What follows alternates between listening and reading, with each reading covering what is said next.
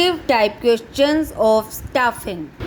Question number 1. Our assets walk out of the door each evening. We have to make sure that they come back the next morning.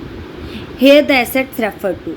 Question तो ये है कि यहाँ पे assets क्या हैं, vehicle, goods, employ या machines.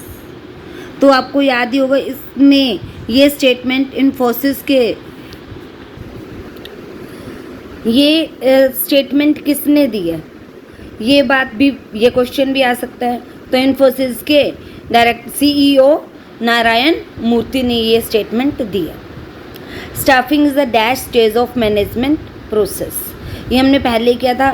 First stage तो थी प्लानिंग और सेकंड स्टेज थी हमारी ऑर्गेनाइजिंग. ये थर्ड स्टेज है, तो आंसर क्या हो जाएगा, third stage. While selecting man power, जब मैन पावर को सेलेक्ट किया जाता है तो किन बातों को ध्यान में रखा जाता है. A education, B experience, C honesty. ये तीनों ही पॉइंट्स एम्प्लॉयज़ या मैन पावर से रिलेटेड नेसेसरी पॉइंट्स है, तो इसीलिए आंसर हो जाएगा all the above. Next, dash is helpful in finding out competent employ. Competent employ को फाइंड आउट करने के लिए कौन हेल्पफुल है, planning, staffing, both of the above and organizing. तो कॉम्पिटेंट एम्प्लॉय को के बारे में हमने कहीं बात ही नहीं की थी प्लानिंग में. तो हमारा आंसर क्या होना चाहिए, B staffing.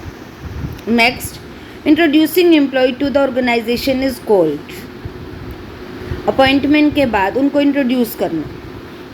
Orientation programme introduction के लिए ही, न्यू एम्प्लॉयज़ की इंट्रोडक्शन के लिए ही रखे जाते हैं. सोशलाइजेशन, ताकि वो सोशल हो सके अपनी ऑर्गेनाइजेशन से. तो ए और बी दोनों पॉइंट ही इस क्वेश्चन को सेटिस्फाई कर रहे हैं, तो आंसर हो गया हमारा C, both the above.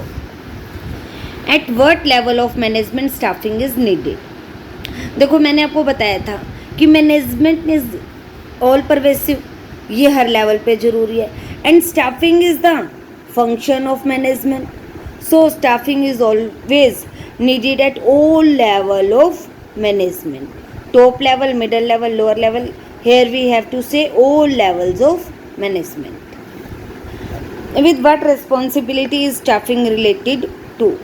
Staffing किससे related है, कौन सी रिस्पॉन्सिबिलिटी है, सोशल, पॉलिटिकल, गवर्नमेंट या इंडिविजुअल. सोशल, क्योंकि यहाँ एम्प्लॉयमेंट प्रोवाइड की जाती है और विदाउट पार्शियलिटी हम यहाँ अगर एम्प्लॉयमेंट प्रोवाइड करेंगे तो हम सोशल रिस्पॉन्सिबिलिटी को पूरा करेंगे. What is the relationship between human resource development and staffing? HRM और स्टाफिंग, तो हमने यहाँ पे पढ़ा था, आपको याद होगा कि HRM का पार्ट ये एक तरह से स्टाफिंग. तो HRM is bigger then staffing, ये सही बात है. फिर भी नेक्स्ट रीड करते हैं. Staffing is bigger than HRM, no. Both the equal, no, ये भी नहीं हो सकता. देयर इज नो रिलेशनशिप तो है. तो 8th का हो जाएगा हमारे पास ए, यही हमें सेटिस्फाई लग रहा था. 9th, which of the following is included in the human resource management. Recruitment, specialised services, handling grievance, all the above. HRM में क्या क्या इंक्लूड किया जाता है, HRM में ये सभी चीज़ें इंक्लूड की जाती हैं. When does the personal manager act as a line manager? Personal manager line manager की तरह कब काम करता है, ये हमने पढ़ा था कि जब वो लाइन मैनेजर स्टाफ मैनेजर था तब तो वो फंक्शनल एरिया में काम कर रहा था. When we perform function of staffing as a function of management, तब वो लाइन मैनेजर था.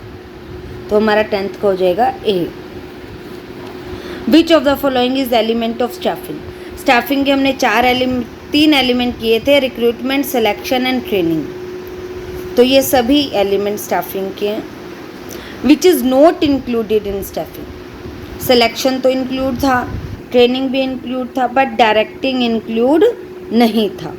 तो क्वेश्चन में यहाँ नोट है, इसीलिए हमारा आंसर हो जाएगा डायरेक्टिंग.